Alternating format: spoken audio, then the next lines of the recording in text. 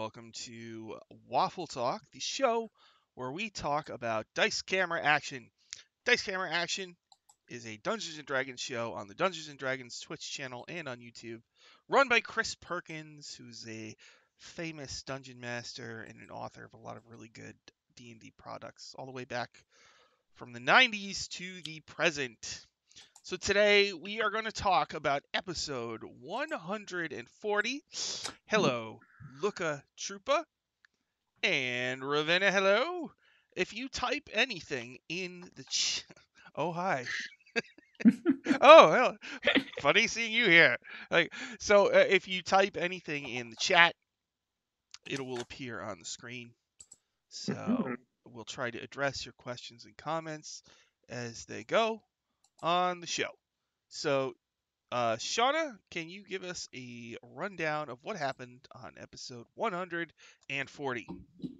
Yes, so we ended last week with the Waffle crew on a fairly high note, finalizing a contract for 50,000 dragons for the cloak for Jim Dark Magic. So the group, wanting to repair their house that had been mostly destroyed in the past week's events, went to the bank and found out the account existed, but there's no money in it. And so with that just dreadful moment, they decide to go to visit Acquisitions Inc. to get their money. And they run into clerics. They find out that the headquarters has seen better days and is in actually worse condition than the Waffle House, mostly destroyed, with the most of the company being shifted off elsewhere, and all the high-level employees being also elsewhere. They find out through a fired clerk, as well as the Acquisitions Inc.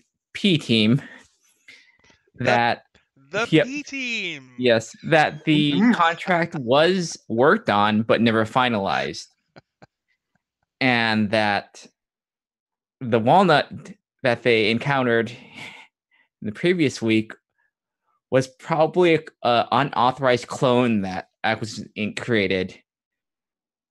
So we end the episode while crew has no money and no cloak, which they feel responsible for finding out where this where this walnut is, and that's where we leave it. And they also write Evelyn also sent a really, really, really sad letter to Omen to please pay them some money. Yeah. And that's where you end it. The group is poor again. Brief flirtation with mass amount of wealth down the drain. Thanks, Omen. Thanks, Omen. In the chat, Remisis. No, I don't really drink alcohol, so I just drink water. Is Perrier some kind of dog? It is entirely possible. Ravenna, I still say it's the P team. Does anybody know where did the P team come from? Chris' mind, I think. Yeah. From what? Chris's mind, they sprang, fully formed. Yeah. So Chris made up the P team? Yeah. For this? I think so. Yeah. So they're not No. I believe so. They are not from the C team? No, they are, I think, just incredibly low-level Acquisitions Inc. employees. Which I always find it amusing when it's really low-level characters with these big character ideas, oh yeah, I'm a warlock of the Queen of Air and Darkness. It's you're low. You're retail at that point. Retail. In the grand scheme of the company. Yeah. True. Simon says it's the Perkins team, which makes sense. Mm-hmm. Lucas Trupa asks if P team is pronounced like team with a silent P, like in Pterosaur, which is entirely possible. Also, Remisis pointed out only the first 25 words of the message will end up getting sent. Yeah. If it is like a sending spell, yeah. It was the general message I think got through. Not all of the sad words. Also, hello, Phoenix. So desne, all the way in Japan. Mm. And look at your high concept, low level characters is everything I roll. See, I thought that maybe the P team was from one of the C team shows or something, but it's not. You just made it up. The P team, I mean, the C team are in Red Larch, and I think the P team probably worked at that headquarters, probably. So, all right, the P team. Mm-hmm. The roll call goes like this: Zephyria, a moon elf warlock who serves the Queen of Air and Darkness. The Queen of Air and Darkness is someone I always meant to write. I wanted to dig up everything I could find on her, but There's not a lot. never got Surprising. around. Right, and there's some stuff on her in Planescape. Yes. Right? Yep. And I think there's some. She's mentioned in third in some of those Paizo issues. I think, and I would guess she's probably mentioned in the 4th edition Secrets of the Feywild book, probably, right? She is. Yep. I always forget. I want to read up everything I can find on her because it seems like a really cool villain that has yet to be really tapped into. You know what I mean? Man, the Unseelie Court, in its entirety, hasn't really been tapped into in D&D. You know, I feel like the Fey just in general weren't really tapped into until 4th edition with the Feywild, honestly. Yeah. And I think the 3rd edition Fey was a little different from the 4th. They've still been kind of getting it all worked out. From what I remember, the Planes of Chaos stuff with the Queen of Air and Darkness, she has a lot to do with undead too, which is always weird to me. It was in Pandemonium, I think. Really? If I remember correctly. Yeah. I'm gonna Google this. I want to find out. At least in 2nd edition. I'm gonna find out everything. There's Skylar. Okay, a donkey with hoof wraps. What is that? What does that mean? It's like gloves, like shoes, or Oh, okay. Yeah. Like when you're a MMA fighter and you wrap up your hands. Yeah. I mean, that's not entirely unusual because, what was it? The there's a druid spell for what it was that can create sentient animals.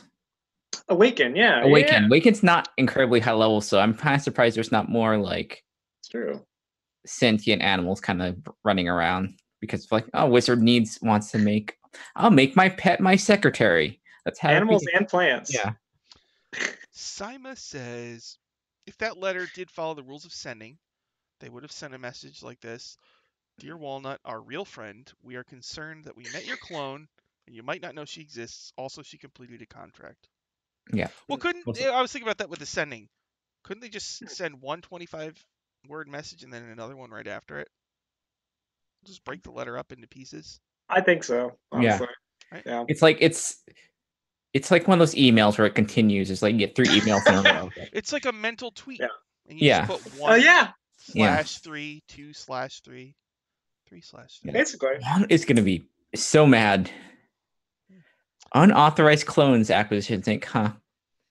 Yeah. Unauthorized clones. And remember, the group wanted to go look in the clone room, and it seemed like Chris was like, no.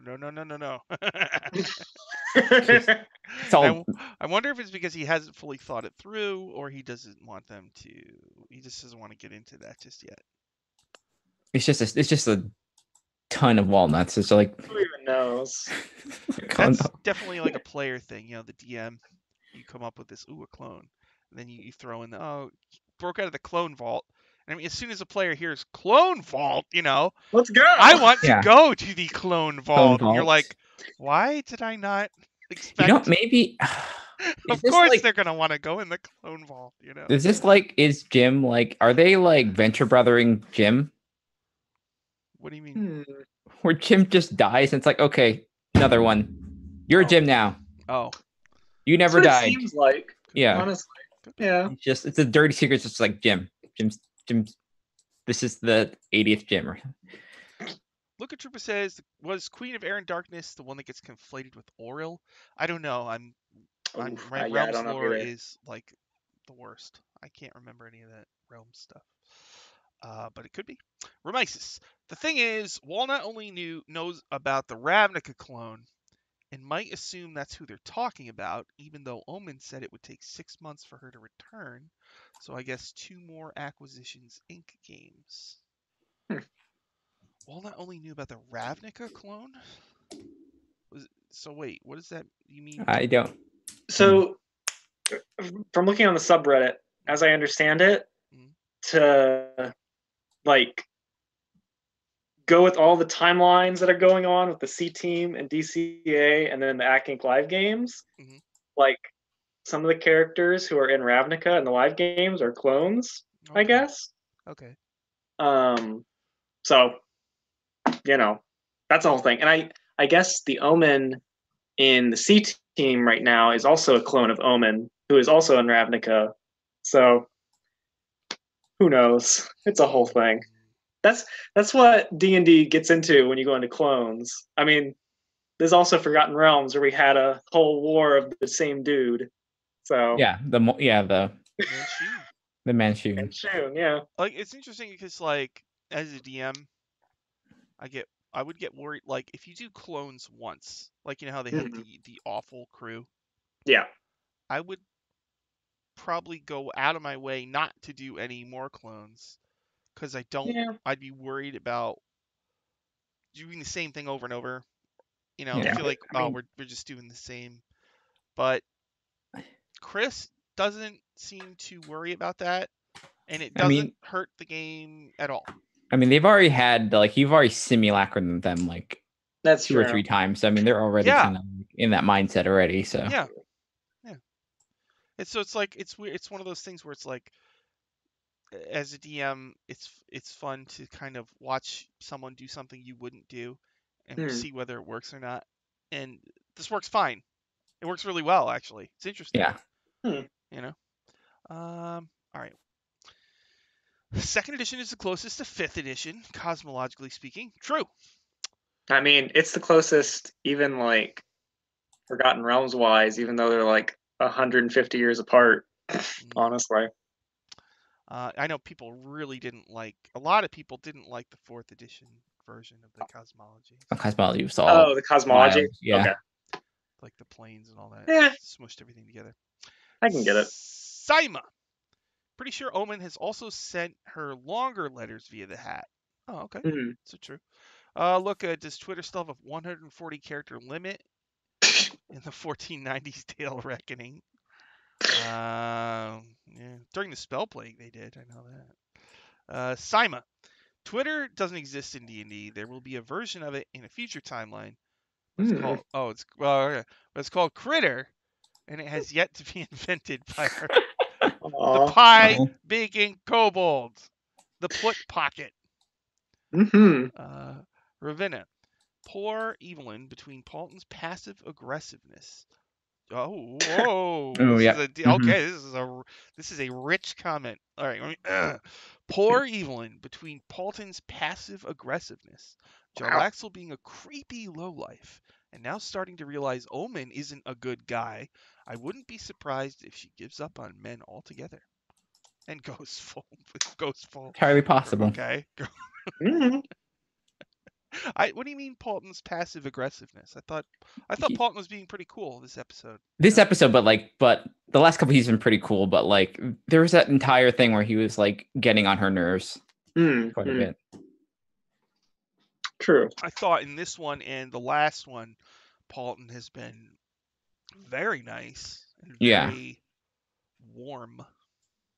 Yeah, I think so. Like the sun. Like a blanket. Aw. So cozy. Saima. Would that mean there's a possibility that the Evelyn who showed up in Ravnica could have been a clone? I heard something like that, yeah. It's possible. It's going to get confusing. Oh, well, of course. It's already confusing already. We're there already. Yeah. Look at your... As a DM, I went out of my way to do the Bizarro thing as many times as possible back in the 3.5 days. No, Bizarro clones are really cool, like weird, twisted versions of you. That's a couple sessions back in my campaign, our transmuter is a Slod, And 4th edition had that whole thing where Slods like exist across multiple timelines. Mm-hmm. So our transmuter summoned like multiple versions of himself from alternate realities, and they went on an adventure together. So it is awesome. really fun if you do different stuff with it, for sure. That is really cool. Yeah, it was fun. Oh, It was also, really John Gray SP, thank you very much for the follow. yeah. Let's see, Remisis. They showed Evelyn getting warped out of Ravnica. Remisis is like, you got it. You're like an encyclopedia. I love it. They showed Evelyn getting warped out of Ravnica, leaving behind a magic stone that Omen then used to summon Morgane. So they didn't need a clone version of her. Anna has played it as if Evelyn hasn't left to Ravnica yet, which is why she acted as if she's never met Jim. Okay. All right. So Omen has a magic stone that he can summon people to Ravnica with. Guess so. Okay. Book of Troopa. I didn't mind the 4E cosmology itself, but more so the attitude of the previous stuff was wrong, which they didn't back away from until a few years. Yeah. Well, yeah, it was it's like there's like 4 planes. It's just very weird. Like elemental chaos, astral, I think the ethereal was enveloped into the astral as well. It was weird, very weird. Feywild and the Shadowfell, like that was it. It was a simplified thing. Saima, talking about twisted clones of players, do you think they forgot about the Evelyn of Shar dimension thing? I doubt I don't it. think they. I don't think they forgot. I think they that's still on Chris's checklist of things to do. somewhere. Yeah. Somewhere in the next, 15 sessions or so. Okay, wait. All right. So if this season is 60 episodes, right? Yeah. They started at 91. We've only gotten 11 episodes left. Yeah. Yeah. So. And we only have like relatively short until the live event. Yeah. It's like in 2 weeks, isn't it? Yeah, it's in 2 weeks. Yeah. So. Yeah. 2 weeks. Jeez. Boy. It's gonna be a lot of shoes. So that means we have to finish Dragon Heist. Maybe get into some Mad Mage stuff. Maybe. I don't know if we're gonna get to Mad Mage. If we're at this point, I don't think we are. Yeah.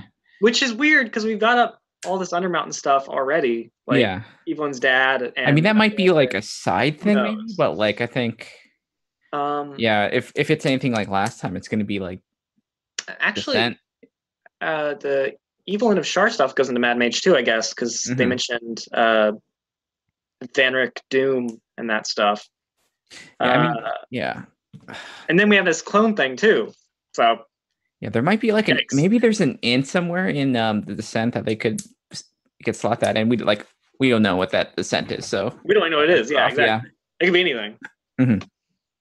And I mean, even after introducing the Death Curse, back when they did Tomb Annihilation, we still got some Storm King's Thunder stuff. Yeah, after that, some stuff popped up.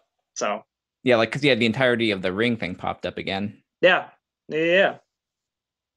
So who knows what Chris will do there? Yeah, it's like he's gonna do like 60 episodes just on Dragon Heist. And Chris, I remember like it was weeks and weeks ago, but he said that he was planning on semester coming up again before the season's end, so we still have that. Even as an episode title for it, right? Mm-hmm. Yeah. So it's been a long time since we've seen Shemeshka. I mean, it's been I don't even know how many episodes. Lot. Was the bomb the last time we saw her? Jeez. I think so. Okay. The bomb. I mean, it's only been like it hasn't even been like a year, and I think the our kind of lost time is probably something that year isn't that long. In the bomb, other things to worry about. Chult, right? Yes, yeah. That was before all the ring stuff. Yeah.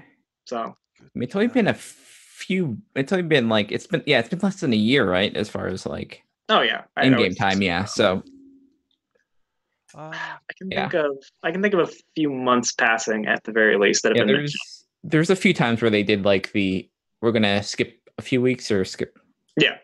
Yeah. All right, so let's see. Phoenix says that Paulton was on brand, referring to banishing people to that other place. Where does banish send folks? Mhm. I'm not sure. That actually reminds me. Mhm.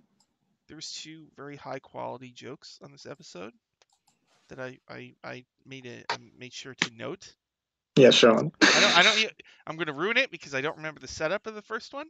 But Okay. Paulton goes, "That's why they call it thieves can't," and I'm just like, Oh. what a bon mot, you know? That's just Mhm. exquisite. And then they're talking about the imps that are in their mansion. Ah.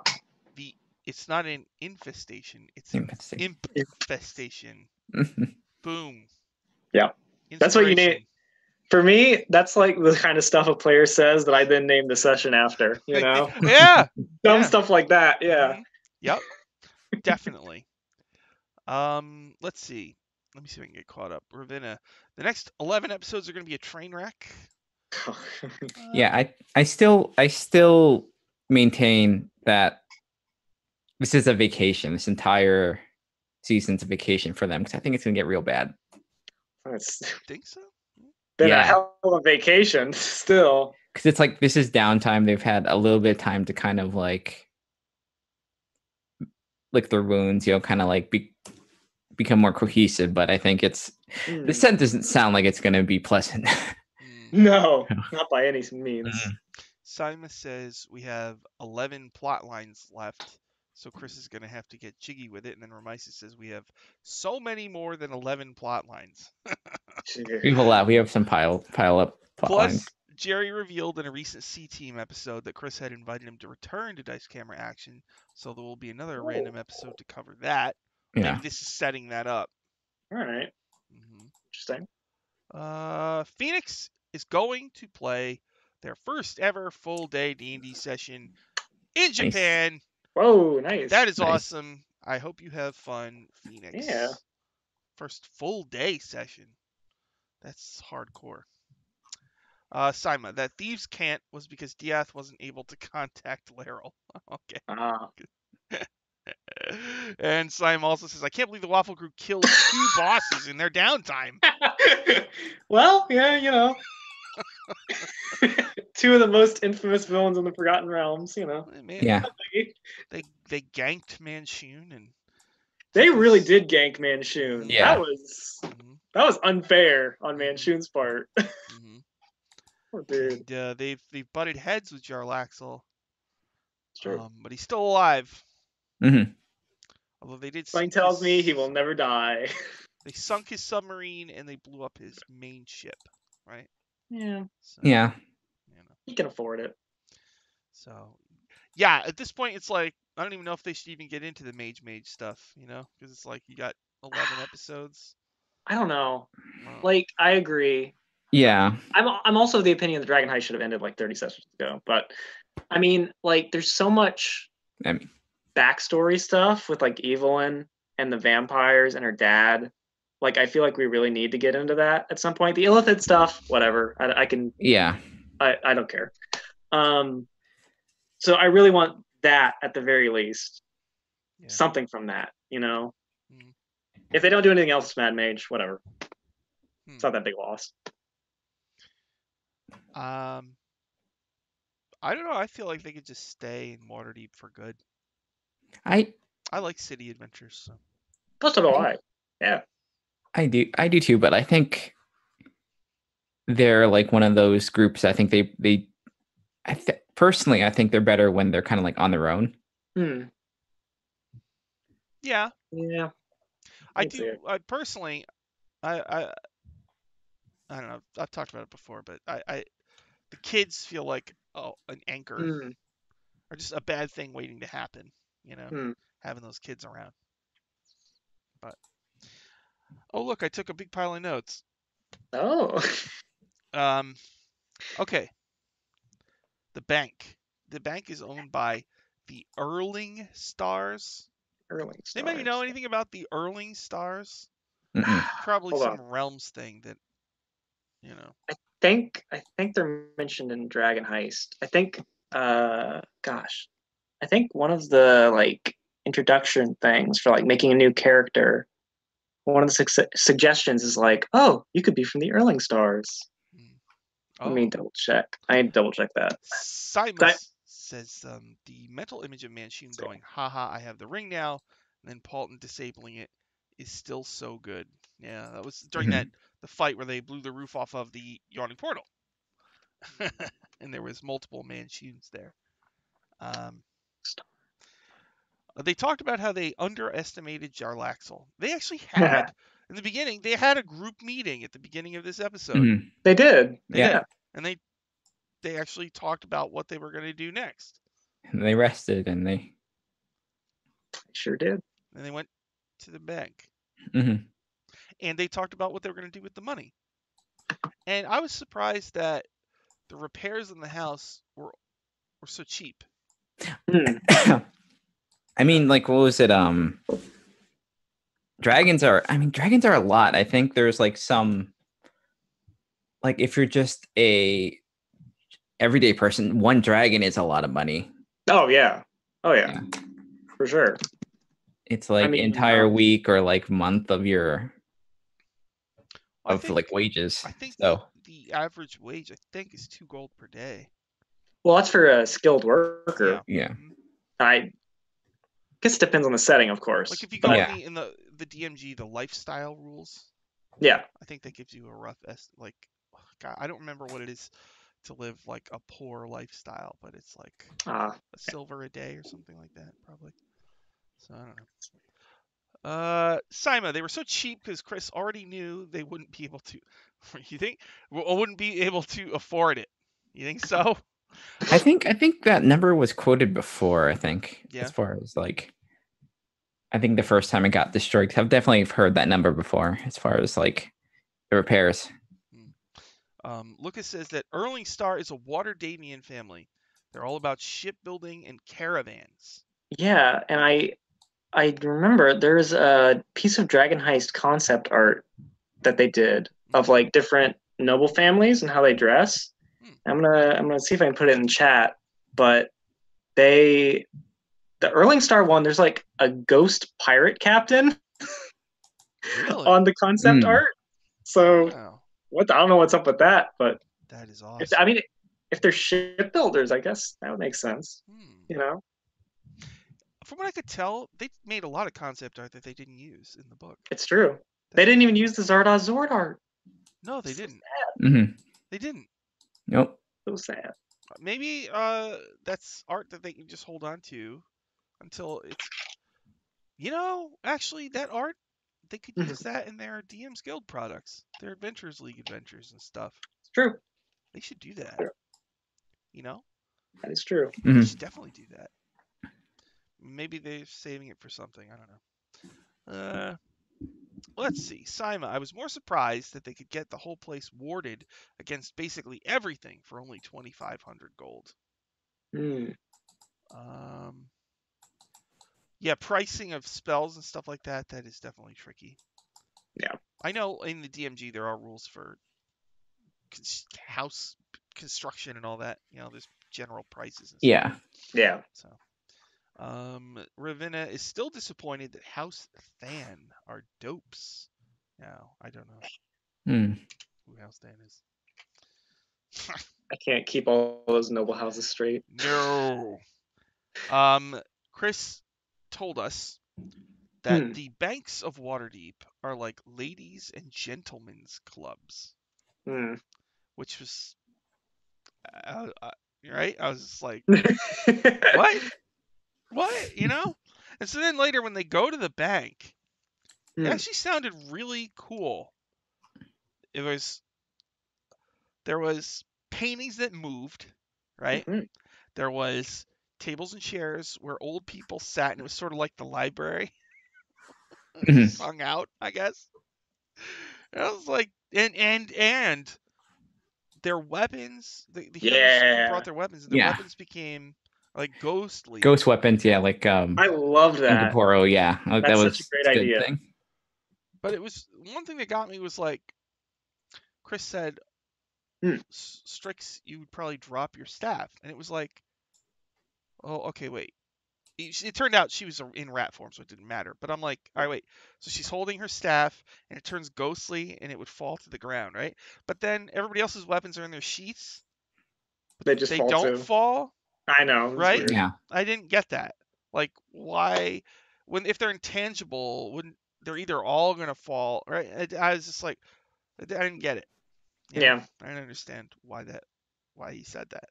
Like it was weird. But I guess that's a way to stop people from, Burglarizing. right? Or Yeah. I mean, if your weapons are intangible, then you can't use them. Like you probably need like D&D banks probably just need like a ton of extra like things on top of regular Oof. card. Yeah. There's a lot of that in Eberron with House Kundarak run the banks. The vaults. Thing. I ran into one of their adventures that they made about that. Mm-hmm. It was good. I love House Kundarak. They're Manticore. Let's see. What they need is Instructor Indigo to reveal his new boyfriend Paulton, how he made his secret lair indestructible. Wait, who's Instructor Indigo? I don't remember. One of the guys from the murder mystery. Yeah, that was a live show. Right? Yeah. Yeah. Oh, okay. All right. Yeah. Reminds since Moon Splinter can already turn ghostly, I Ah, wonder if it would have served as a weapon if needed. Is there a way to get around that ghostly weapon thing? There probably is somewhere. If you went ethereal, could you? I wield know. the That's weapon? what I was No, thinking. yeah, I don't think they probably like. That's what I was thinking. Like That's complicated. Did they shift to the ethereal plane? Because if you went to the ethereal, I mean, you could only affect things on the ethereal. Yeah. You know. Yeah. Although, if you could cast etherealness, I guess you could maybe try and reverse it on your weapon. Maybe. Who knows? I'm not gonna try and. Hexblades can summon their blade, right? Yes. So can Eldritch Knights. So I mean, they have to have something about like summoning, like blocking on there. Probably. Because you definitely would not want anybody like poofing in and out of a bank. I mean, you can like a monk could still go in there and punch and kick. Yeah. Sure. But So. I mean, that's mundane like obstacles probably at that point also. You could turn. If you could transmute things from one object to another, you could turn like a chair into a dagger. Yeah. Yeah. Okay. Polymorph. You should be able to have a club, right? I mean, you just take a. I don't know.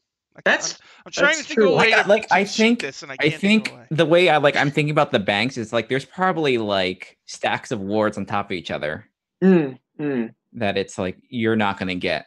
Any proper bank, I think, would have that. Yeah. Yeah. They'd have anti-teleportation wards. They'd have, like it'd just be like a stack, just like. Yeah, they have all of them. Still, it is interesting to think about how you would rob a bank like that properly. Like you would have to have someone that's extremely good at like dispelling. Yes. Oh yeah. Like an expert dispel. Because I mean that would just be the same thing as like someone that's good at like for real world like breaking security stuff. Yep. Someone should make a bank where they use the D&D spells to protect it. You know. In real life, or no, I mean in like an adventure or something, where like they use your what a standard bank in a D&D world would have as defenses if they use magic, you know. Because I know. They did a Dragon Heist Forgotten Tales or whatever, where instead of the Vault of Dragons that's in the book, they did like a actual bank. Yeah. I haven't looked at it, but like it's possible that has something like that. Yeah. Yeah. Let's see.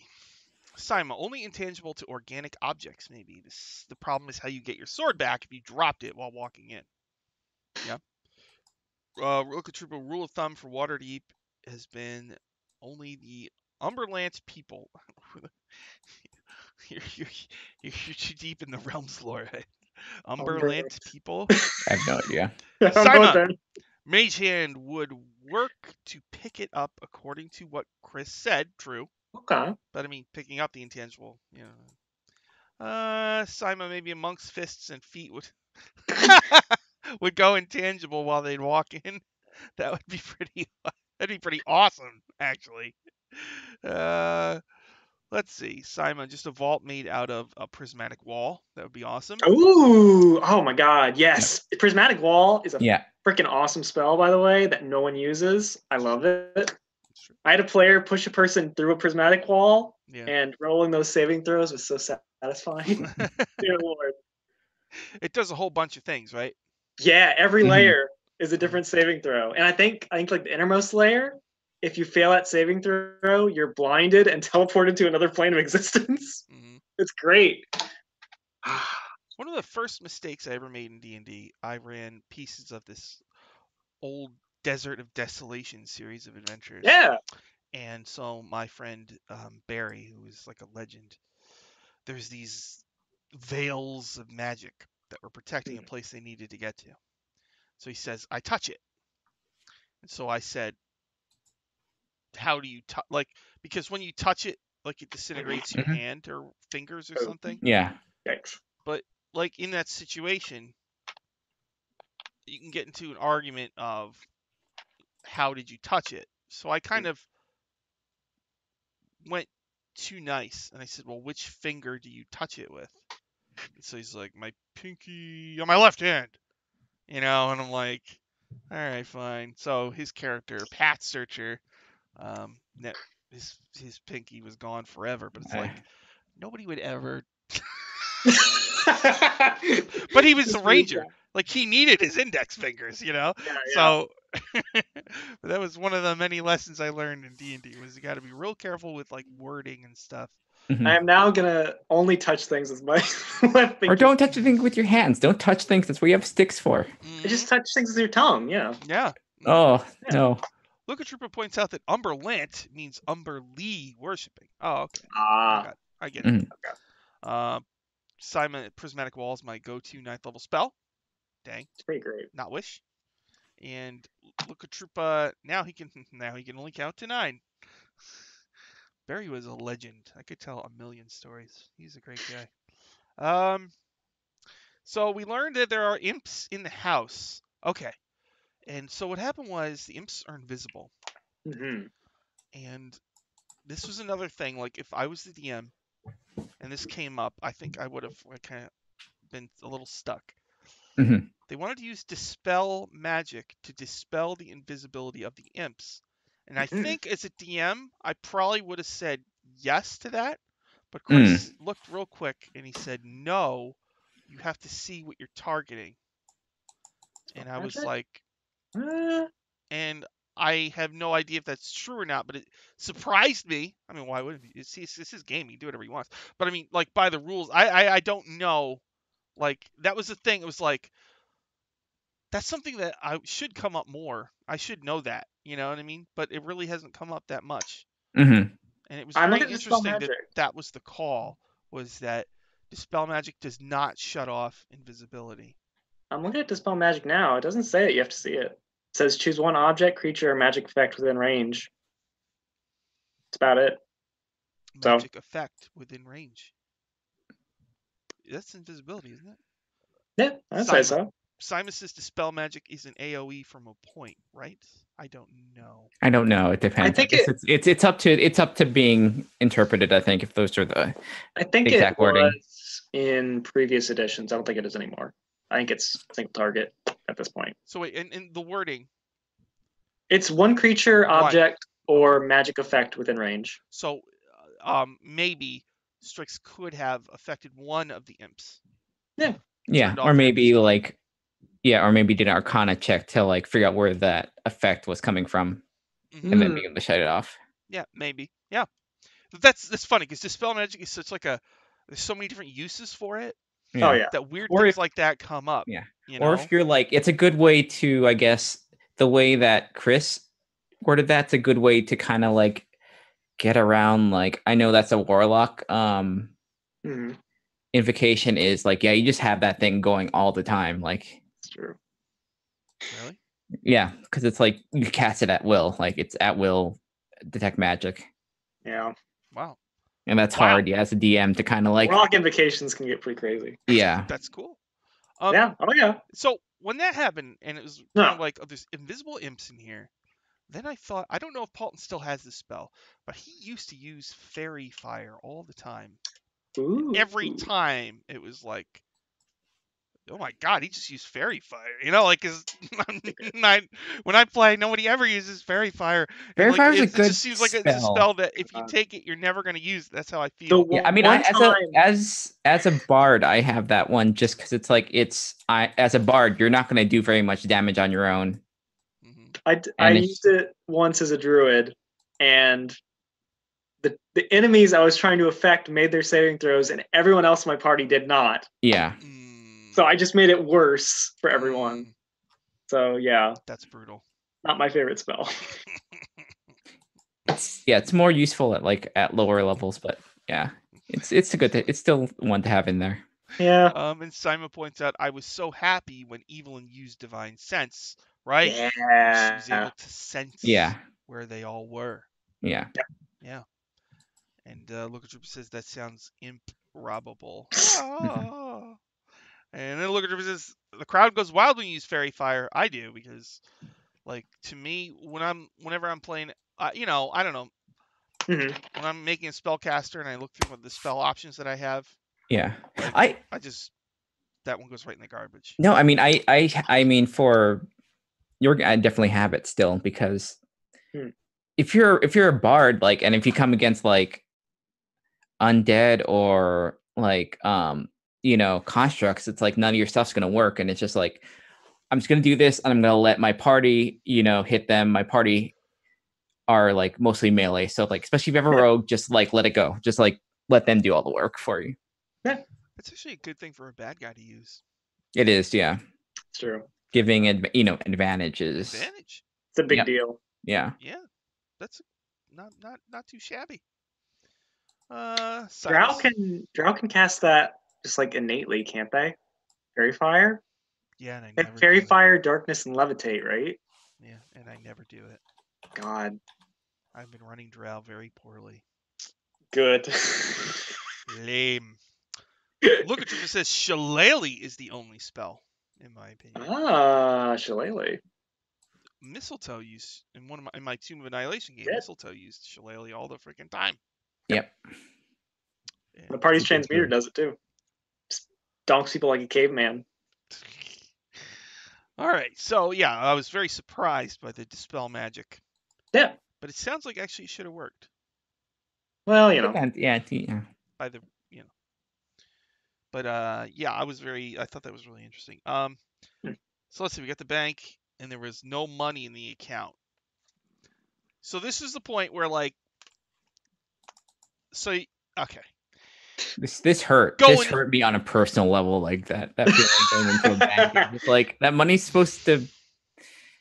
Shit. That money's supposed to be there. Yeah, that is. I mean, because this has been a long time coming. It's been a lot of episodes. They have no money. Mm-hmm. They have less money than they started out with, than the previous day, because Diep gave the money he was supposed to give to Walnut and Cthulhu to that clone. Mm-hmm. That was it 600 gold? Yeah. They got that. That clone has that too. I just felt like okay, so I was thinking, all right, what is Chris gonna do here? Because is he just gonna let them have the money? Absolutely not. They are never going to see that money. I thought it would be. It will change hands. If they get the money, it's going to change hands. They're going to have to pay someone off. They're not going to keep any of that money. I thought it was going to be like a drag. But I just thinking about it, it's like, oh, you're not going to give them their money. You know what I mean? Like, yeah. How is this going to be interesting? But I thought this was good. I thought it was like a good thing. I did not guess. Because he did it in a way where it's like, I never would have predicted this situation. So to me, that made it interesting. Although I'm still not really clear on exactly what happened. What do you mean? All right, so they never finished making the contract, but the Yes. clone Walnut finished the contract. Yeah, brought it there. Yeah, because the clone Walnut still has effectively has the same skill that Walnut has, level 3 document. So she probably has a better documency than that clerk than the wizard did, and just made like a sound looking document. Okay, and so the clone brought the contract to the bank. Yes. Why? I mean, it gives you it does give you a bunch of slowdown time. Like they spent a long time. It makes it look more official. I think it's a lot less like. But did the clone steal the robe of the Archmage? Oh yeah, Yep. That thing's gone. Yep. Okay. Yep. Okay. What's the clone? Oh, so maybe the clone wants to sell the robe to get money to live. Yeah. That's what I was thinking. And by filling out the paperwork, and handing it in, it's kind of like everything is all cleaned up, and whatever happens with the group happens. But in the meantime, I have the robe, and I can go try to sell it. It's a lot of red tape that the group has to go through to even like figure out that. But Walnut's gonna have to find somebody. Walnut's got to find somebody shady to sell the robes to. I mean, maybe Walnut doesn't want that much money from this robe and just wants. Well, do you think Walnut would just go sell it to Jarlaxle? Who knows? This is a clone. This clone's probably pretty mad. Just to, and then Jarlaxle would want it just so he could mess with the group. I mean, like they said, like I think Chris said, like the clone's probably also mad that it's a clone. So it's like they always are. All bets are off. So does the clone want to kill Walnut? Well, if we're going by old clone rules, yeah, for sure. Yeah, but maybe it's just like Walnut's not the person that made it, so maybe she's that's possible mad too. at him. Maybe she's mad at like Acquisitions Inc. Understandable. So we don't know the whole story yet. No, not by any It's hard. Yeah, that's the one thing. That's the one drawback of like all these crossover episodes is like it becomes very difficult to like keep track. Yeah. Need your red string bulletin board to all pieces together. Let's see. Remises, clone Walnut shouldn't have had Walnut's memories after she left the AI HQ, and Walnut was only promoted recently, and the contract for the cloak was never even finalized.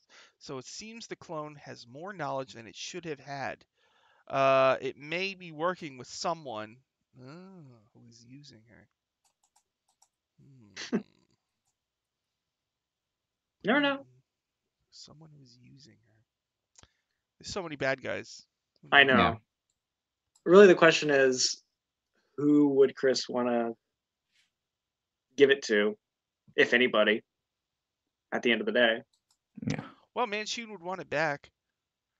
Manchun's dead. Well, there's a bunch. Manchun. There's a bunch of them, right? There's only this one, from what I understand, there was the original Manchun who made a bunch of clones of himself. He died. Then all the clones woke up, and all those clones died except 3. One of them went to Undermountain. One of them became a vampire and leads a thieves guild in Westgate.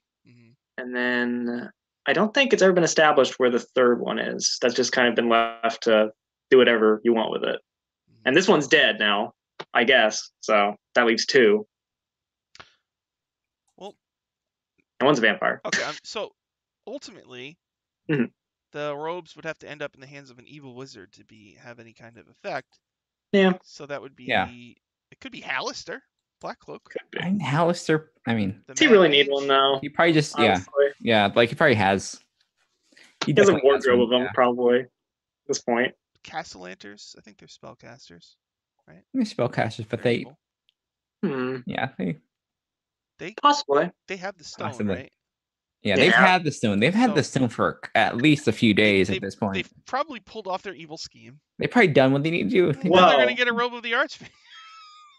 That's something that I'm interested in, because I think what Chris is going to do is he's going to use the special event that's in the Castellanter thing from Dragon Heist. Mm-hmm. So I don't think we're gonna go to the Vault of Dragons at all. I think they already got the gold from the vault, Yeah. and I think we're gonna run it like that. Because I think that's definitely something that they'd want to keep secret, kind of like the the Tomb of the Nine Gods. Like keep that, have a little bit of it, but like don't necessarily go through it. Mm-hmm. Ravenna says maybe the clone is evil and can use the cloak. Maybe. That would This be is crazy. This is not, to be honest, this is not their problem. This is Acquisition Inc.'s problem. It's true. Yeah. Yeah.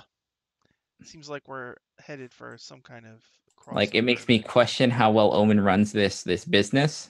Mm-hmm. What's happening with it? Simon says, would Hallister be interested in Manchun's old robe? Just to hang up on his wall? Yep, maybe. Simon says, there's so many bad guys this season. Jarlaxle, Xanathar, Omen? Is Omen a bad guy? Castellanters, Omen again, and Manchun. Yep. Remises, next level, Dieth gets used magical device and could use the cloak.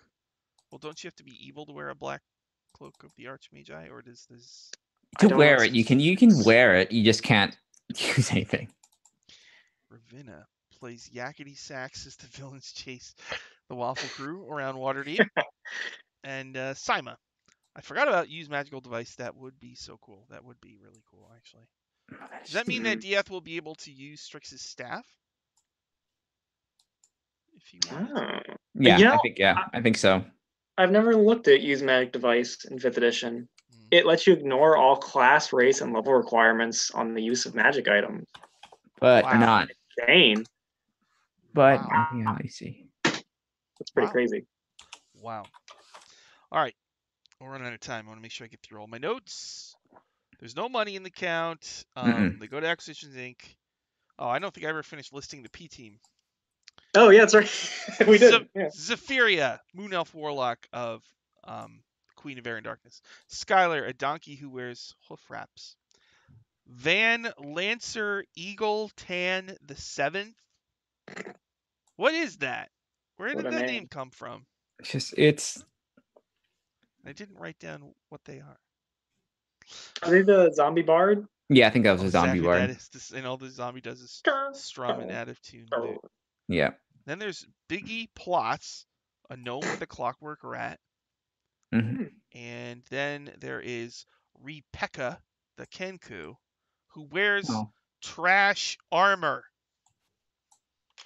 which is awesome. Very nice. And that's the P team. I really like the P team. I do too. I wonder if Chris was going to have them fight the P team. I mean, they would probably destroy them, to be honest. Mm-hmm. Well, I mean, like the. You're not wrong. So the group decides to hire the clerk Corald. Mm-hmm. Although they don't have any money to pay. They have no money. This poor clerk. So now it's like at the Waffle House. I got the Chickenfoot Coven. They got the kids. They got Simon. They got Waffles, and now they got Corald. Pay them. Does Strix pay them? Yeah, does she pay them? Who knows? Probably not. She probably just gives them some like pies and stuff. They get a free pie every month. You can't. You can't. They just sleep on the floor. You can't. Live off of like pies with broken glass in them. I was gonna say amid the glass. Yeah. No roof, literally no roof over their head. They can't pay the Chickenfoot Coven. They have no money. God, it's a freaking nightmare. What level are they? They're like level 12, aren't they? They have no money. All right, Paulton, it's time. You gotta go on you gotta busk for you gotta sing some songs, Paulton. You know, that's true. Joe Temper really gotta sing some songs for everybody. Yeah, he can make them money whenever they need money. You know, he could just go do his show and make quite a bit of money. That's true. Well, I mean, that didn't go well the last 2 times he tried. No. Manchun and then the Castellanters. Hey, if there's a period where, the Growlhuns. Oh, God. Where Chris tries to go 2 weeks past, just stop him and be like, can I do some shows during that time? You know? I'm going to raise some money in those 2 weeks. Yeah, and then you got some money for the Waffle crew. That's a good point. Or it's gonna be make exhaustion rolls because you haven't had any food for 2 weeks. They're gonna like you look up like the exhaustion rules in the pH on page No one's 291 or whatever. Wow. You That have would be you have that'd level be 3 frightening. exhaustion, Dearnay Hall. Oh no. I don't think you're able to stand for that.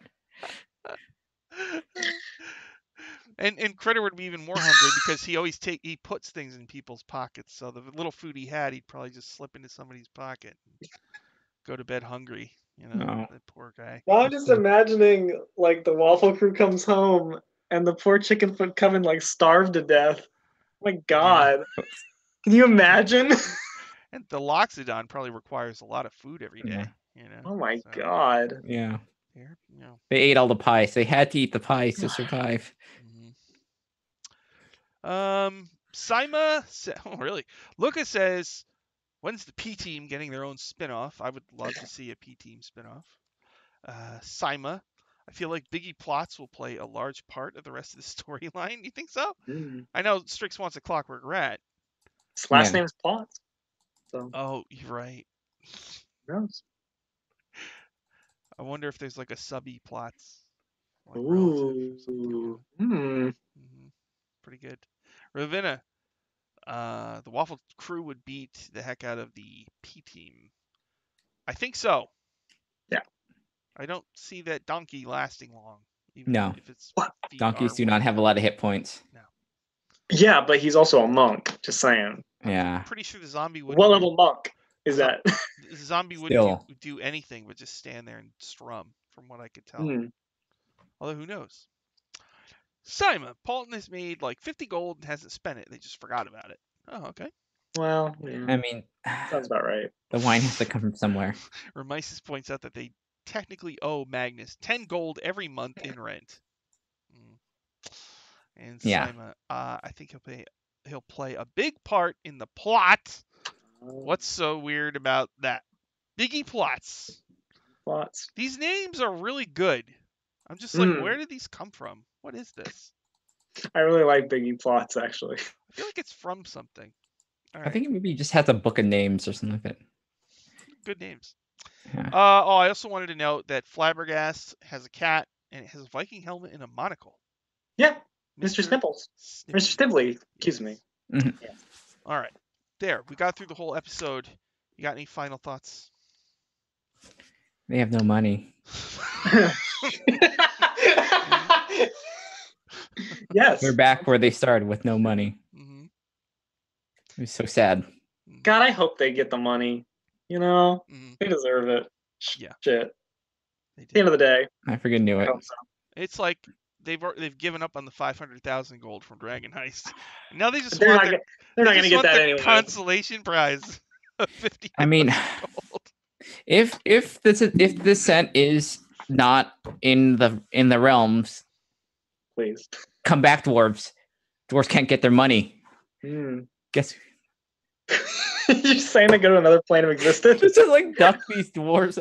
They have debtors, yeah. That's true. Duck out their debts. It's like they have student loans and they're just gonna leave the country. Or just wait until like Megara just like wipes out those dwarves as well. It's like, okay.